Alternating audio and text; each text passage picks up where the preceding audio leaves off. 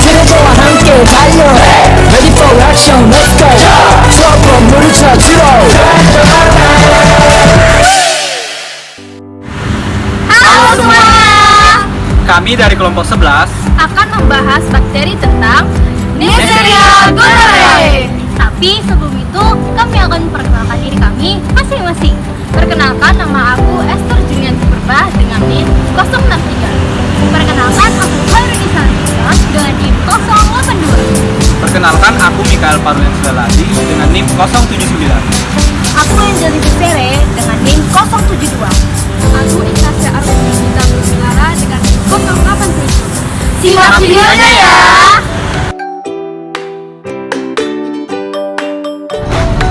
Neisseria gonorrhoeae merupakan golongan diploka bersifat tahan asam, berbentuk seperti biji kopi dengan dimensi luas 0,8 mikrometer dan panjang 1,6 mikrometer.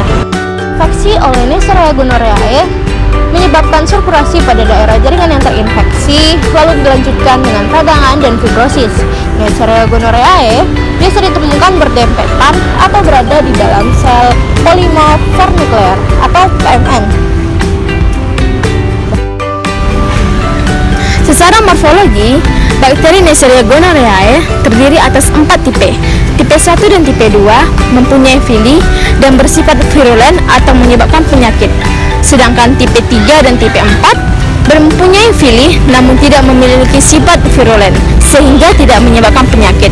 Vili berfungsi untuk menempel pada membran mukosa yang akhirnya menyebabkan peradangan. Neisseria gonorrhoeae akan menginfeksi sel membran yang masih imatur atau belum berkembang pada tenggorokan, rektum, dan mata. Mula-mula, bakteri akan melakukan penetrasi pada membran mukosa yang akhirnya berkembang biak pada jaringan sel epitel yang akhirnya akan menghasilkan floksuk ekstraseluler yang akan merusak sel. Infeksi yang disebabkan oleh bakteri Gonococcus akan membentuk mikroabses subepitel dan jika pecah akan menghasilkan PNM dan Gonococcus. Jaringan Gonococcus yang rusak disebabkan oleh LOS, yaitu lipo-oligosakarida, yang akan menginvasi sel epitel dan menyebabkan kematian pada sel membran mukosa. Secara general, penyakit gonorea atau kencing nanah adalah suatu penyakit infeksi yang dapat ditularkan dari satu individu ke individu yang lain melalui hubungan seksual. Penyakit ini dapat terjadi pada laki-laki maupun perempuan yang sering melakukan hubungan seksual atau kebiasaan buruk berganti-ganti pasangan. Dewasa ini, penyakit gonorea atau kencing nanah bukan hanya terjadi pada orang dewasa saja, melainkan juga pada remaja.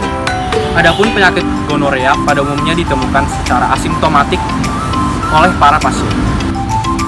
Namun, untuk gejala klinis yang dirasakan, jika pada laki-laki adalah keluarnya pus saat menstruasi, disuria, bahkan demam.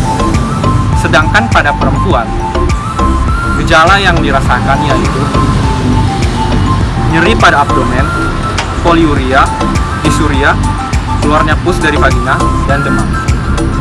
Adapun mekanisme penularan penyakit gonorea dari manusia dapat melalui penis, vagina, mulut, kontak seks secara langsung, serta cara berhubungan yang tidak baik.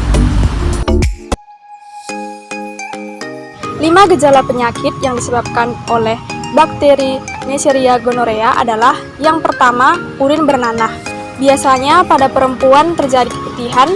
Yang kedua yaitu terasa nyeri pada saat berkemih dan juga saat berhubungan seksual. Yang ketiga yaitu terjadi pembengkakan genetikal pada alat vital perempuan dan pria. Lalu yang keempat, terjadinya pembengkakan pada kelenjar getah bening, yaitu leher, lipatan paha, dan juga ketiak. Dan yang terakhir yaitu meningkatnya frekuensi berkemih seseorang.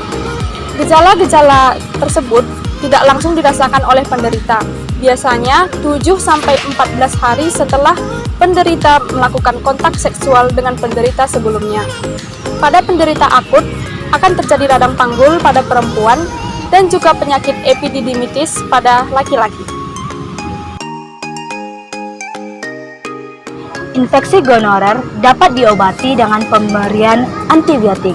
Oleh karena angka resistensi obat yang semakin meningkat, CDC atau Center for Disease Control and Prevention merekomendasikan bahwa gonorer tanpa komplikasi awal dapat diobati dengan pemberian antibiotik kombinasi antara ceftriaxone dosis tunggal dengan azithromycin oral.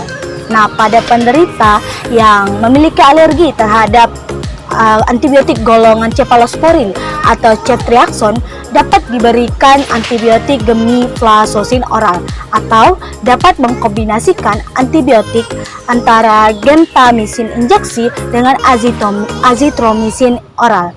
Nah, selama pengobatan kita harus melakukan hal-hal yang perlu kita lakukan. Yang pertama, kita harus memeriksakan diri kita, serta kita juga harus memeriksakan pasangan kita yang terinfeksi juga. Yang kedua, kita tidak boleh berhubungan intim selama 7 hari setelah pengobatan selesai. Perlu diingat bahwa pemberian obat-obatan itu dapat menghilangkan infeksi, tetapi tidak dapat memperbaiki kerusakan permanen yang disebabkan oleh bakteri tersebut. Demikian video kami. Terima kasih sudah menonton. Bye.